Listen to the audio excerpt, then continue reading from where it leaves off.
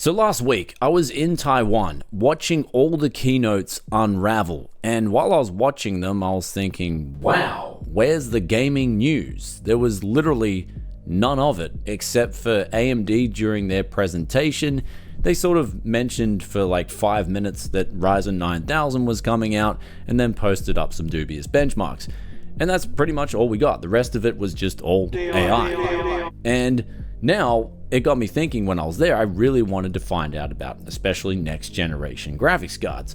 And I asked around especially about the RTX 5090. I was very curious about this GPU because, of course, flagship gaming performance is one of those things on the hot list, especially when one of the best things to come out of Computex was a lot of the new OLED monitors that were being released. And having higher refresh rates at higher resolutions always means you're going to need higher graphical performance. But then it wasn't until I asked a few people, and one of the persons, who's anonymous, just said, Brian, look, I can't say anything about this, but keep doing what you're doing when it comes to your analysis, and it's pretty good stuff. Usually you're homing in on around the right figure. So this then got me thinking, when I get home from Taiwan, I'm going to get back to the drawing board and look at the most likely scenario for what the 5090 is going to be and when it's going to release. Let's get into all that data right after today's video sponsor. If you want to get rid of this annoying activate Windows message, then today's video sponsor SCD Keys has you covered for as little as $15 US. After you enter that coupon code BFTYC, you can cop yourself a legit single end user license today. Also works for Windows 11 Pro too. Links in description below. Historical analysis outside of the stock market is one of the best things you can do to get trends and inference data to give you an idea of what will likely come from a company. And when we look at this data right here, when we got from the Steam surveys, I was actually digging in deep, and what I found here was actually quite some fascinating information. For instance, if we look at the worst selling flagship GPU in recent times from Nvidia, that was easily the RTX 2080 Ti. It came in with about 30 to 35% more performance over the 1080 Ti, but it came in with a 50% jump in price. And so, not to mention the same amount of VRAM, and so this then led to one of their worst selling flagship cards. Also, it's important to note with the RTX 2080 Ti is that the 2080 sold a lot better, and that was already in a similar position to the 2080 Ti, not being perceived as great value.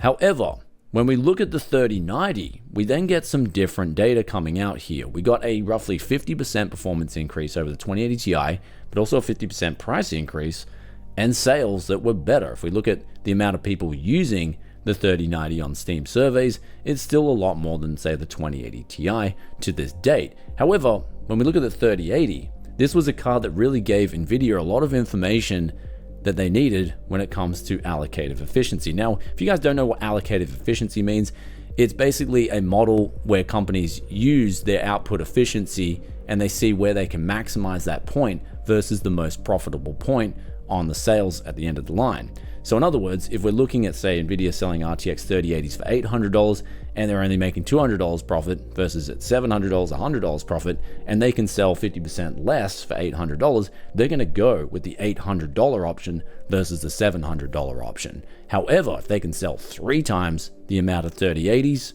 at $700 versus $800, they're going to go with the $700 option. That right there in a nutshell is allocative efficiency. And so what we're looking at here is what the 5090 is going to be based on this model. And this is where we move on to the RTX 4090. And here's where the data gets really interesting. And this is the first time in the 1000, 2000, 3000, and now 4000 series cards where the flagship has outsold the model just below it. So in other words, the 4090 outsold the 4080, and it did so with a comfortable margin, despite being 33% more expensive. And that's because it had a 60 to 80% increase in performance over the 3090. That's the previous generation flagship model, and it also did so with only a 6% increase in price. So Nvidia knew straight away, based on the 3080 sales, where that came in with roughly a 30% increase in performance over the 2080 Ti, and also coming in with a 30% decrease in price, and the numbers that that sold at, Nvidia knew straight away that they've got this model that's simply where they're competing with themselves. And as a publicly traded company, they're always going to pick that model that makes them the most profit. So analyzing these Steam surveys is going to tell us a lot of information straight away. And this is information, by the way, that Nvidia has a much clearer idea on because they've got the GeForce Experience app, and that's going to have much more data available to them based on IP locations as well as the GPU in your system and also your other system specs versus Steam surveys, which only really gets the data from people who use Steam. So Nvidia is going to have a much better picture than what we have here, but still the numbers should check out. And what we ultimately see here is that value is king, even in flagship GPUs. What we saw with the 4090 was the biggest uptick in performance with a slight increase in price, but it sold extremely well versus the previous generation. But I would say for me personally, the 3090 was the most interesting versus the 2080 Ti. Here you saw quite a big sales uptick over that previous generation, but you did so at a 50% increase in price, 50% performance increase, and more VRAM. So Nvidia knows from that formula they can still sell GPUs well if they give you a bit more VRAM, a bit more performance, not as much as say the 4090, but they give you around 3090 over 2080 Ti performance, and they keep the price in check. And this is the part of the video now where we look at what information is out there in terms of leaks, in terms of officially released information, and then we see what matches what I'm analyzing here. And this comes on Twitter via a user called Copite Kimmy, at least that's how I've learned to pronounce it and what I've heard through the grapevine. If I'm wrong, if I butchered this pronunciation, I'm sorry, but they've got a very good track record in leaks that tend to pan out and be quite accurate. And so here's where they're predicting that there's going to be actually a top model of this GPU silicon that's not released to the gamers. It may come later in the cycle, but essentially it can go up to 24,576 CUDA cores with 32 gigabytes of VRAM GDDR7. But what the 5090 is going to most likely be is 448-bit bus, cut down version of this, and it's going to have 21,504 CUDA cores. Now exactly what silicon this is going to be on, it's going to be on the TSMC 4nm, essentially enhanced version of what's being used on Ada Lovelace, but still have more density, able to pack in more transistors. But a key metric here is although we're not getting a huge bump in CUDA cores, we are now using GDDR7.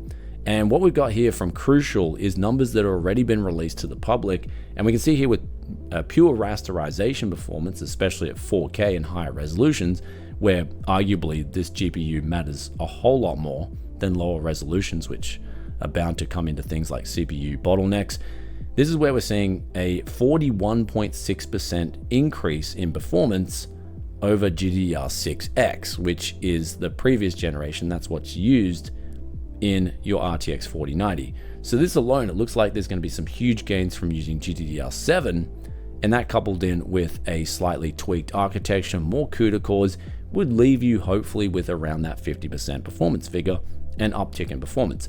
Now in terms of the price itself, you can expect around a similar price point to the 4090 and 3090, which as we're seeing with those surveys is selling really well, and it's going to continue to sell well at these price points. You start to go into that $2,000 territory with, dare I say, only a 50% performance uptick, you're starting to move into territory that Nvidia doesn't know how well it could sell, because ultimately Nvidia doesn't want a repeat of the RTX 2080 Ti. That we can see from these survey numbers as well, clear as daylight.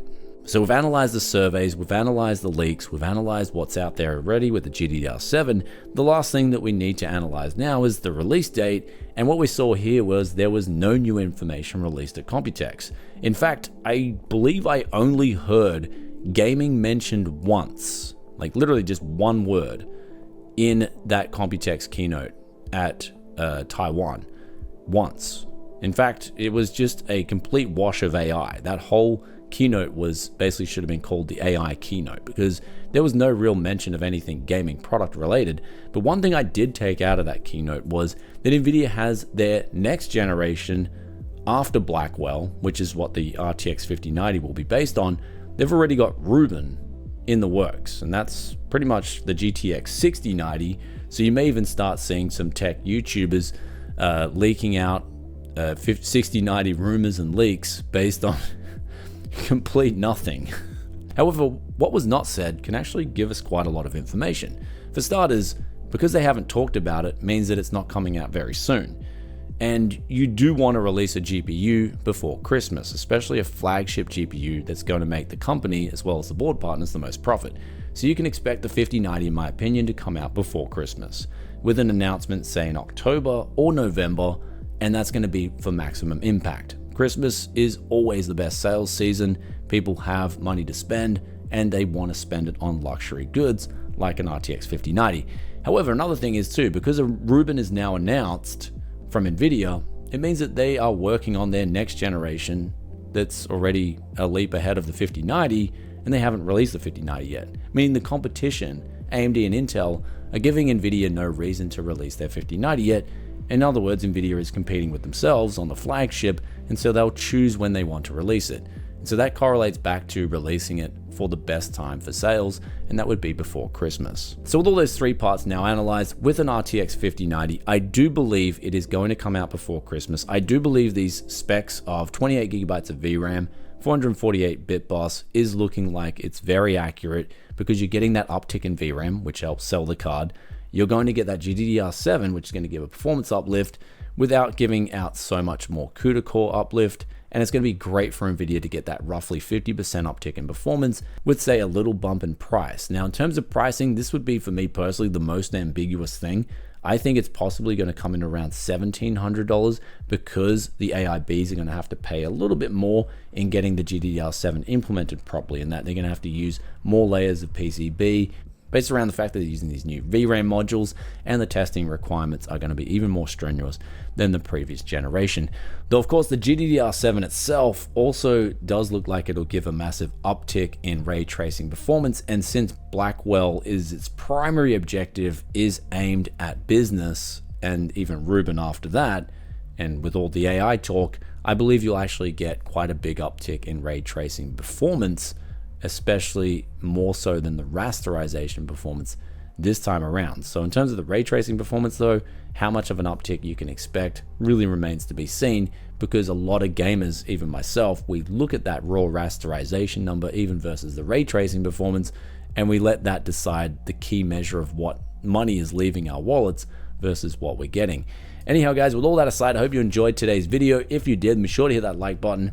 This one, definitely coming out of Computex, my voice was busted, completely busted after that event. Actually took me a few days.